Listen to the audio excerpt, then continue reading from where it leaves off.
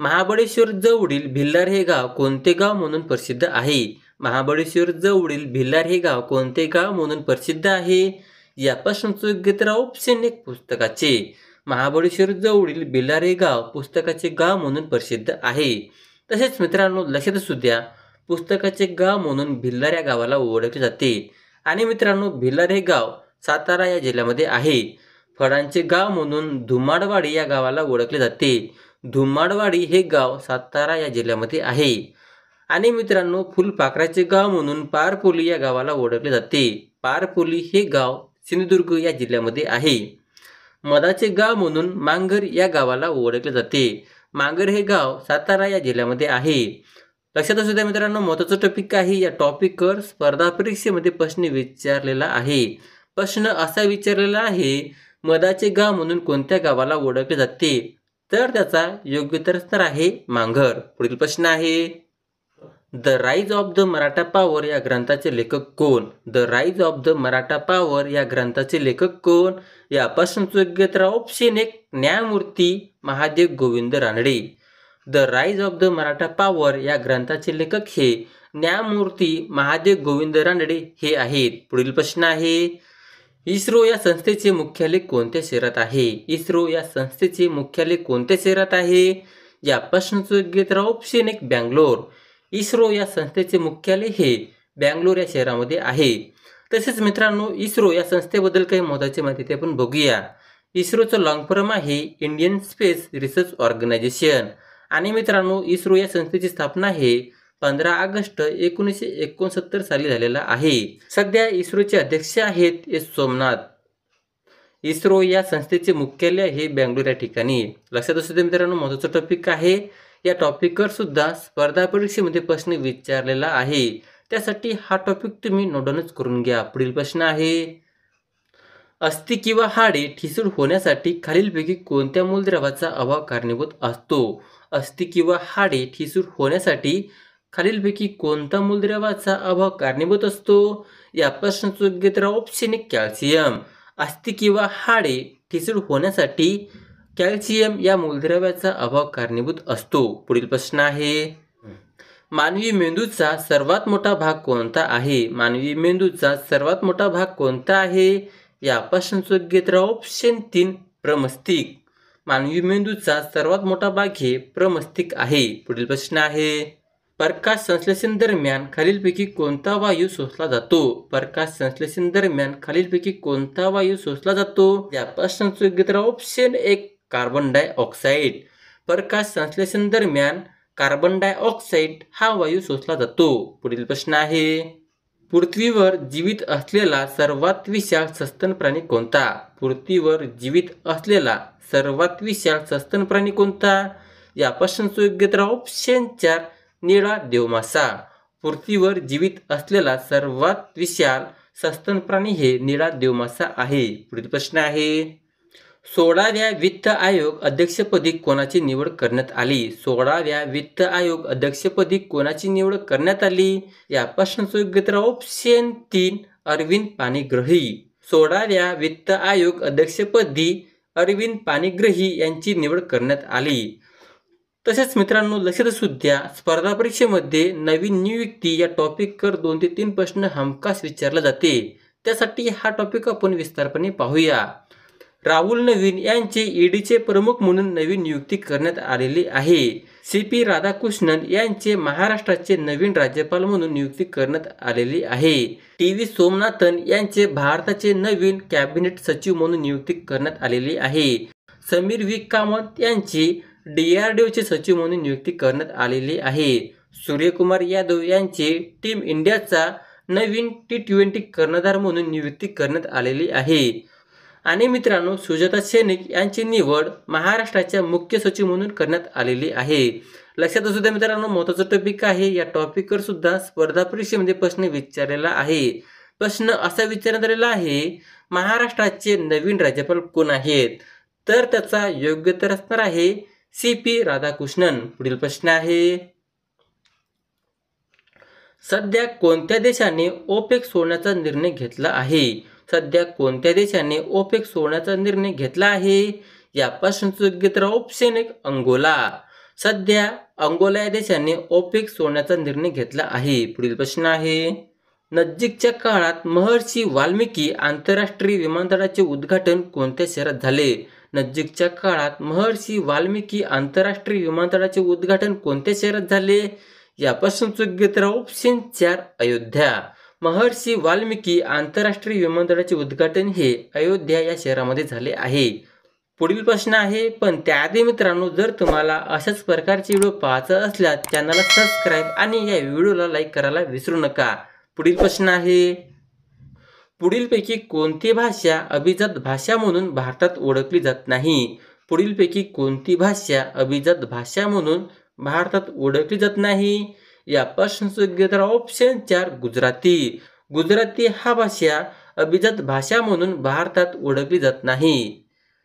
पुढील प्रश्न आहे, अयोध्येतील राम मंदिरातील बालरूपातील रामाची मूर्ती कोणी बनवली आहे? अयोध्येतील राम मंदिरातील बालरूपातील रामाची मूर्ती कोणी बनवली आहे? यापासून योग्य ऑप्शन 3 अरुण योगीराज.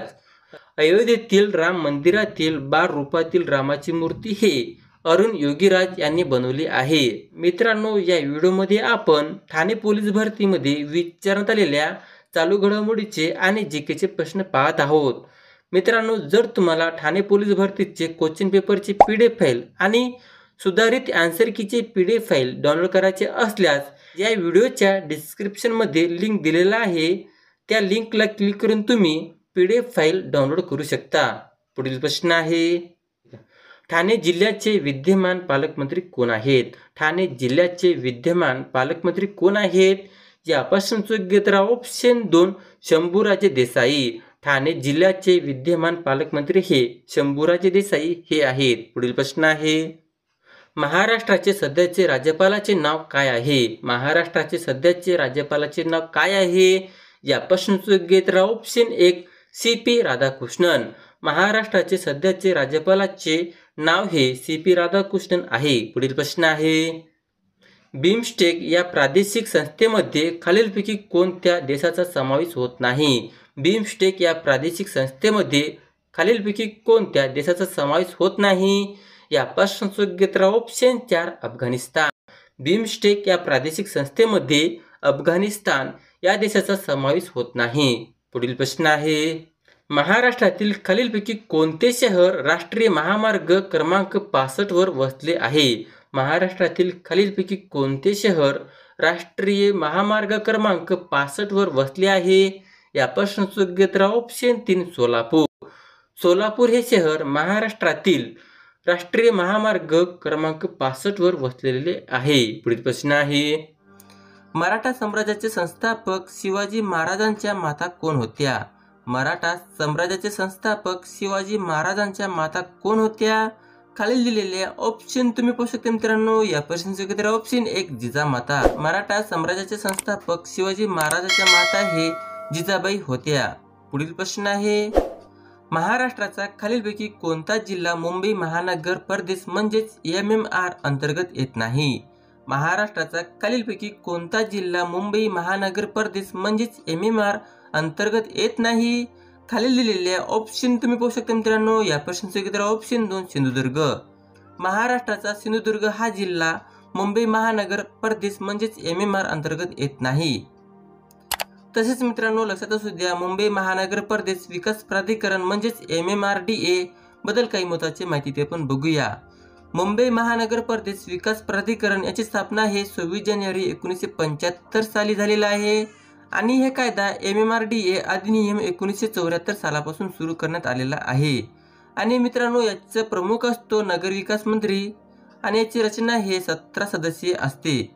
मुंबई महानगर प्रदेश विकास प्राधिकरणाचे कार्यक्षेत्र आहे मुंबई शहर, मुंबई उपनगर, रायगड, ठाणे आणि पालघर. पुढील प्रश्न आहे, खालीलपैकी शुद्ध शब्द ओळखा. खालीलपैकी शुद्ध शब्द ओळखा. खालील दिलेल्या ऑप्शन तुम्ही पाहू शकता मित्रांनो. या प्रश्नाचं योग्य ऑप्शन नंबर 2 घनश्याम. पुढील प्रश्न आहे, खालीलपैकी कोण भारतीय लघु उद्योग विकास बँक सिडबी मध्ये एक भागधारक नाही? खालीलपैकी कोण भारतीय लघु उद्योग विकास बँक सिडबी मध्ये भागधारक नाही? खालील दिलेल्या ऑप्शन तुम्ही पाहू शकता मित्रांनो. या प्रश्नाचं योग्य option number 1 reserve bank of India. Reserve bank of India हे भारतीय लघु उद्योग विकास बँक म्हणजे सिडबीमध्ये एक भागधारक नाही. तसेच मित्रांनो लक्षात असू द्या, भारतीय लघु उद्योग विकास बँक बद्दल काही महत्त्वाची माहिती ते पण बघूया. भारतीय लघु उद्योग विकास बँकची स्थापना हे 2 एप्रिल 1990 साली झाली आणि याचे मुख्यालय आहे लखनौ येथे उत्तर प्रदेश या राज्यामध्ये. तसेच मित्रांनो याचे लक्ष गट आहे सूक्ष्म लघु मध्यम उद्योग. यामध्ये भागीदार आहेत SBI, LIC, भारत सरकार आणि नाबार्ड. पुढील प्रश्न आहे, स्वतंत्र भारताचे पहिले गृहमंत्री कोण होते? स्वतंत्र भारताचे पहिले गृहमंत्री कोण होते? खाली दिलेले ऑप्शन तुम्ही पाहू शकता. या प्रश्नाचे उत्तर ऑप्शन नंबर 4 सरदार वल्लभभाई पटेल. स्वतंत्र भारताचे पहिले गृहमंत्री हे सरदार वल्लभभाई पटेल हे होते. पुढील प्रश्न आहे, कोणत्या शहराला भारताची सिलिकॉन व्हॅली म्हणून ओळखले जातात? कोणत्या शहराला भारताची सिलिकॉन व्हॅली म्हणून ओळखले जातात? खाली दिलेल्या ऑप्शन तुम्ही पाहू शकता मित्रांनो. या प्रश्नाचे उत्तर ऑप्शन नंबर 4 बेंगलुरू. बेंगलुरू या शहराला भारताची सिलिकॉन व्हॅली म्हणून ओळखले जातात. पुढील प्रश्न आहे, भारतात एकमेव जागृत ज्वालामुखी कुठे आहे? भारतात एकमेव जागृत ज्वालामुखी कुठे आहे? खाली दिलेले ऑप्शन तुम्ही पाहू शकता मित्रांनो. या प्रश्नाचे उत्तर ऑप्शन नंबर 2 अंदमान निकोबार द्वीप समूह. भारतात एकमेव जागृत ज्वालामुखी हे अंदमान निकोबार द्वीप समूहामध्ये आहे. पुढील प्रश्न आहे, हैदराबाद हे शहर कोणत्या नदीवर वसलेले आहे? हैदराबाद हे शहर कोणत्या नदीवर वसलेले आहे? खाली दिलेले ऑप्शन तुम्ही पाहू शकता. या प्रश्नाचे उत्तर ऑप्शन नंबर 2 मुन्सी. हैदराबाद हे शहर मुन्सी या नदीवर वसलेले आहे. पुढील प्रश्न आहे, पण त्याआधी मित्रांनो जर तुम्हाला अशाच प्रकारची व्हिडिओ पाहायचा असल्यास चॅनलला सबस्क्राईब करायला विसरू नका. पुढील प्रश्न आहे, गौतम बुद्ध यांचे जन्मस्थळ खालीलपैकी कोणते आहे? गौतम बुद्ध यांचे जन्मस्थळ खालीलपैकी कोणते आहे? खाली दिलेले ऑप्शन तुम्ही पाहू शकता. या प्रश्नाचे उत्तर ऑप्शन नंबर 1 लुंबिनी.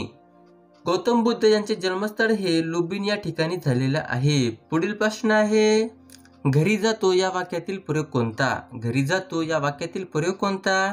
खाली दिलेले ऑप्शन तुम्ही पाहू शकता मित्रांनो. या प्रश्नाचे उत्तर ऑप्शन नंबर 2 अकर्मक कर्तरी.